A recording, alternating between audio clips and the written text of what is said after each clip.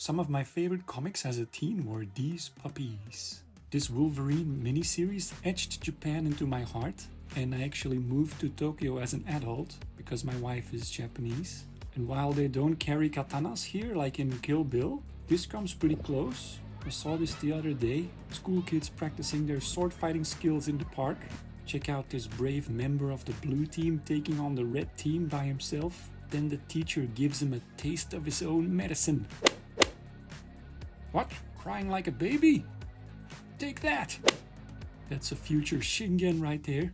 And Wolverine will have a sweet revenge someday. Just keep practicing your skills, boy. Nunchuck skills, bow hunting skills. Let's take these three 1980s stories and see if they hold up to the real deal.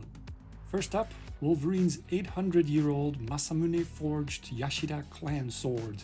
Here first drawn by Frank Miller, then by Al Milgrom and Paul Smith. I always thought Miller's one looked pretty off, because all the ninja movies and games had these types. The round black tsuba and that bound handle. So today I went to a specialist in antique swords, where they have this sword in the window. Yep, that's the historic Musashi sword. Now famous because of the Vagabond comics, of course. Can be yours for only $45,000. The owner of the shop was a bit camera shy, but he showed me these pictures of a sword called Kazaritachi. Yeah, that's Frank Miller's version spot on. And Al Milgrom's they actually had in the store. So good job, guys. Both very accurate. This last page of the Kitty Pride series has a special place in my heart, since I grew up with macrobiotic food in the house. No ice cream. So the best ice cream salon in Tokyo, Shapiro's, established in 1890, is fictional. But guess what does exist? An ice cream brand by the top hotel in Japan, also established in 1890, the Empire Hotel, where Marilyn Monroe and Tom Cruise have stayed. Yeah, this is a lobby that Mariko Yashida would have some coffee in. So let's track down this ice cream. And wow, forget Shapiro's, this is the best chocolate ice cream in Tokyo. Speaking of the Empire Hotel, it's actually right next to the Imperial Palace, which is what Frank Miller used as the Yashida clan's fortress. Recognized those walls instantly. And this one is also familiar. The big Buddha is from Kamakura. First by Miller, and then the callback here by Paul Smith. So in the 80s they must have gotten their reference from travel books in the library, but this movie must have been a big influence as well. They played this on TV a couple of years ago.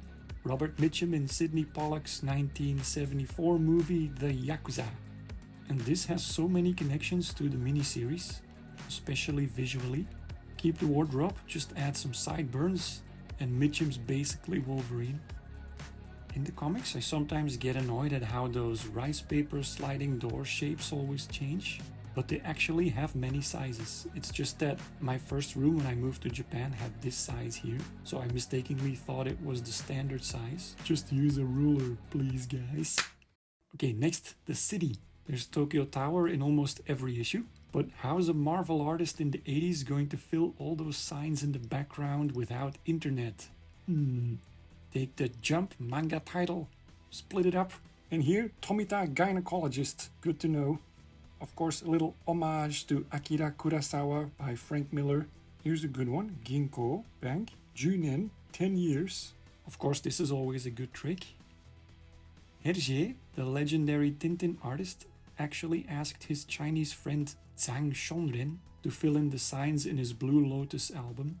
And props to Hergé for always giving Zhang credit when the art was mentioned. He even turned his friend into a character in 2 of his albums, because Chinese and Japanese are difficult. Big billboards like these are always in comics and movies, like in Blade Runner, but they're actually pretty small in reality. The most famous one, of course, in the Shibuya crossing, seen in Lost in Translation, Tokyo Drift, and basically every end-of-the-world movie that shows Tokyo. This building here reminds me of some of the modern shiny ones, but I think it's probably a fictional one. Tokyo, the Meguro district.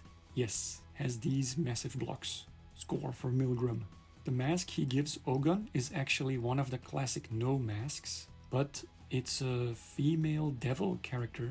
Making one mask takes about 6 months, I got to hold one of these once, and it was quite creepy because it felt like it was actually looking at me.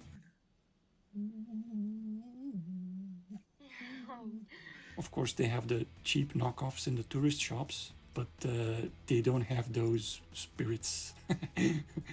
Some other classic Japan tropes in the comics are the Zen rock gardens. First thing on my wish list to visit when I moved here. And onsen, fun fact, Steve Jobs was a huge Japan lover and he came here many times to buy shinhanga, the woodblock prints, which are kind of comic booky in my opinion, with those thick lines. And one of the ones he owned was this onsen scene. Nice. When I see these shinhanga, I just have to draw myself. Okay, let's analyze my favorite shinhanga by Tsuchiya Koitsu. These three are all a one-point perspective with the horizon about half a body above the characters' heads.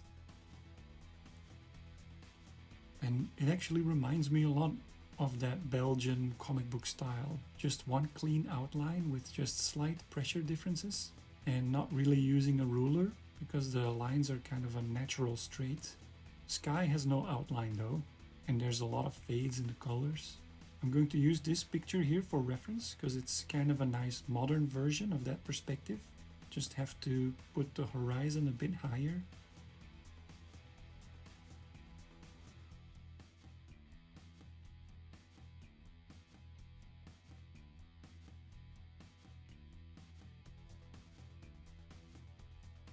And the picture already has that same kind of feeling as the woodblock prints, so I'll just pick the colors from the original picture.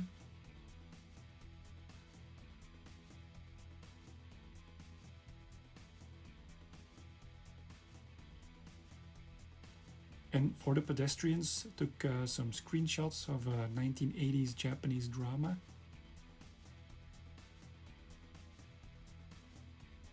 And what they're wearing here already blends in with that green of the background.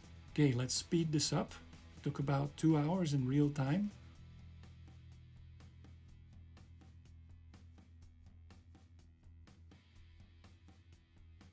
And here it is.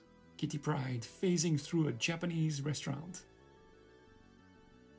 That was it. I have so much respect for all the artists who drew these issues. They made me a big fan of Japan as a child, although I think Karate Kid 2 had even more to do with that. Wink wink.